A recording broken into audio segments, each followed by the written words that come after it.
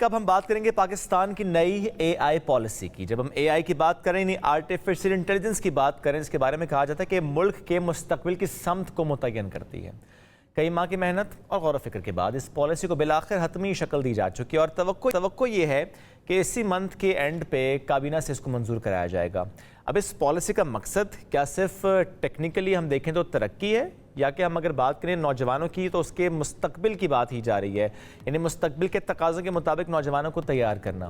تو یہ بھی ایکسپیکٹ کیا جا رہا ہے کہ اس پالیسی کے تحت 10 لاکھ نوجوانوں کو مصنوعی ذہانت یعنی اے آئی اور اس سے جو منسلک ٹیکنالوجیز ہیں، جو ایمرجنگ ٹیکنالوجیز ہیں، اس کی تربیت دی جائے گی.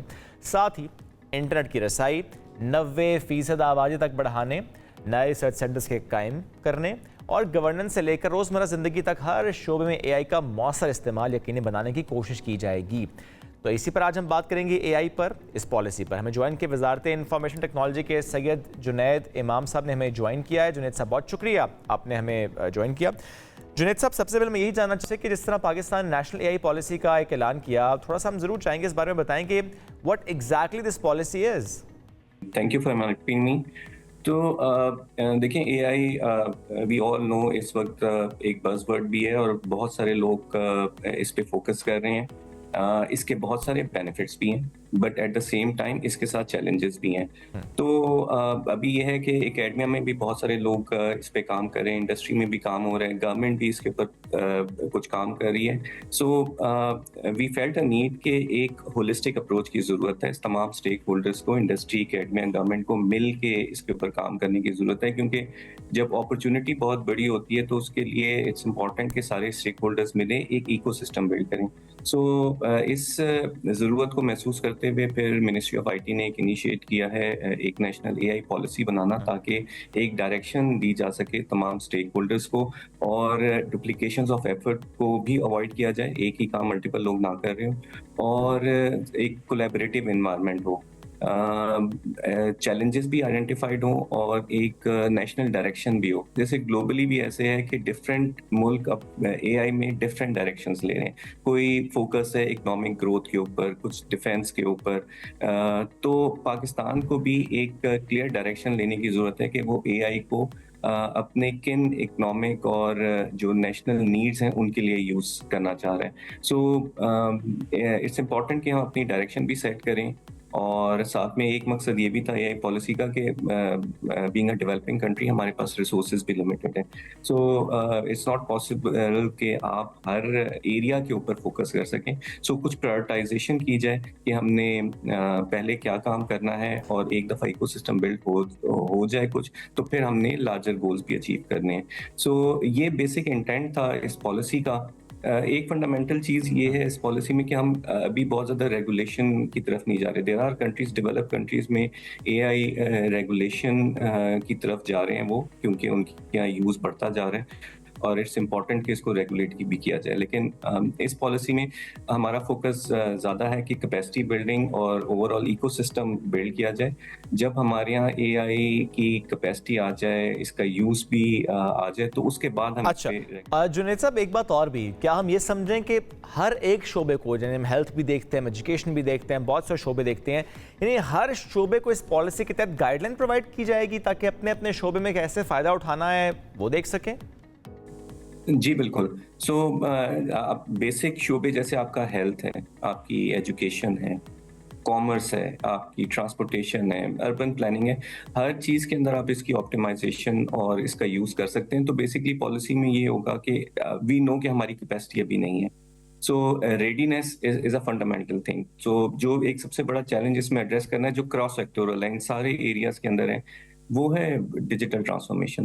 سو اگر ہم ڈیٹا ہمارا ابھی بھی پیپر کے اوپر ہے، ہم ڈیٹا شیئر یا ایکسچینج نہیں کر رہے، یا ڈیٹا کی اسٹینڈرڈائزیشن نہیں ہے، تو ہم اے آئی کا بہت زیادہ یوز نہیں کر سکتے.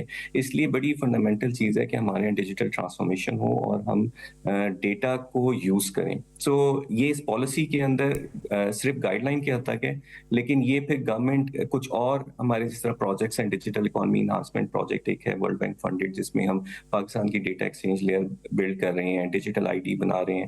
डेटा गवर्नेंस की एक पॉलिसी आ रही है कि डेटा अभी ये है कि इदारे जिसके पास जो डेटा है वो उसको लेके बैठा हुआ है और शेयर नहीं कर रहे। सो स्टैटिक डेटा के ऊपर एआई के बहुत लिमिटेड यूज केसेस होते हैं। सो इट्स वेरी इंपॉर्टेंट कि रियल टाइम में डेटा कलेक्शन भी हो, डेटा स्टैंडर्डाइजेशन भी हो, और फिर जो इंस्टीट्यूशंस हैं वो ना सिर्फ गवर्नमेंट में आपस में एक दूसरे के साथ शेयर करें बल्कि प्राइवेट सेक्टर के साथ भी डेटा शेयर किया जाए। सो इसके इनिशिएटिव इस एआई पॉलिसी के पैरेलल में और भी बहुत सारे इनिशिएटिव हैं जो प्रोजेक्ट्स या दूसरे लॉस के फॉर्म में चल रहे हैं। सो ये और इनिशिएटिव्स इन्हीं इनिशिएटिव्स को देखते हुए, इसी इम्पैक्ट को देखते हुए ही हम ये तखमीना लगा पा रहे हैं कि 10 लाख नौजवानों को ट्रेन किया जाएगा इसके थ्रू। देखिए ये this is an ambitious target, और ये सिर्फ पाकिस्तान की नीड्स देखते हुए नहीं है। सो एक तो पाकिस्तान में डोमेस्टिक मार्केट क्रिएट हो रही है, but globally it will be $1 trillion market. सो जो ग्लोबल मार्केट की नीड्स हैं उनको भी सामने रख के, सो ऑलरेडी पाकिस्तान जो ग्लोबल सॉफ्टवेयर की जो मार्केट है उसमें कंट्रीब्यूट कर रहा है। So we want to be an early contributor in AI as well. तो ये जो टारगेट सेट किए जा रहे हैं एचआर जो ट्रेन करने, वो ना सिर्फ डोमेस्टिक मार्केट बल्कि ग्लोबल मार्केट को भी देख के कि हम वहाँ की नीड्स भी पूरी कर सकें। सो उसको देख के भी ये टारगेट सेट किए जा रहे हैं, और इसमें सारे स्टेक होल्डर्स ने आना है। सो HEC है, यूनिवर्सिटीज़ हैं, फिर जो इंडस्ट्री है, गवर्नमेंट ने बहुत से सेंटर ऑफ एक्सीलेंसेस बनाए हुए हैं जहाँ पे रिसर्च भी हो रही है। हमारे रिसर्च के इदारे, इन सब ने मिल के काम करना है, तो फिर हम ये इन नंबर्स की तरफ जा सकते हैं। It's again a collaborative effort, और Right. जो डिफरेंट सेक्टर्स हैं उनकी स्पेसिफिक नीड्स होती हैं। सो सबसे मूविंग फॉरवर्ड हम कुछ कैटेगराइजेशन भी करेंगे, कुछ स्पेशलाइजेशन भी होगी, और फिर इसमें एक इम्पॉर्टेंट एस्पेक्ट है प्रोडक्ट डेवलपमेंट। सो HR प्रोड्यूस करना एक एस्पेक्ट है, लेकिन ये जो जितने भी सेक्टर्स हैं, हेल्थ, एजुकेशन, ये वो, इसके अंदर इट्स वेरी इंपॉर्टेंट कि हमारा जो डोमेस्टिक स्टार्टअप है, जो कंपनीज हैं, वो प्रोडक्ट्स भी बनाएं, और इन एरियाज के अंदर इनकी जब प्रोडक्ट्स आएंगी तो वो रियल जो आपको एक अपनी क्वालिटी ऑफ लाइफ के अंदर जंप नजर आएगा जी, जब हमारी AI ड्रिवन प्रोडक्ट्स जो हैं वो इन सेगमेंट्स के अंदर यूज होना शुरू होंगी। So it's a long journey.